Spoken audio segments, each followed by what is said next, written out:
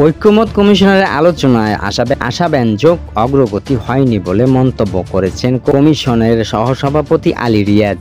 রোববার সকালে রাজধানীর ফরেন সার্ভিস একাডেমিতে জাতীয় ঐকমত্য কমিশনের বৈঠকের শুরুতে তিনি এই মন্তব্য করেন। আলী রিয়াজ আরও বলেন, জুলাই মাসের মধ্যে জাতীয় সনদ করতে ঐকমত্য কমিশন প্রতিশ্রুতিবদ্ধ। শহীদ আবু সাঈদ দিবসের জুলাই সনদে সই করবে সব রাজনৈতিক দলের সাথে জাতীয় ঐকমত্য কমিশনের দ্বিতীয় দফায় সপ্তম দিনের বৈঠকে অংশ নিয়েছেন ৩০টি রাজনৈতিক দলের প্রতিনিধিরা।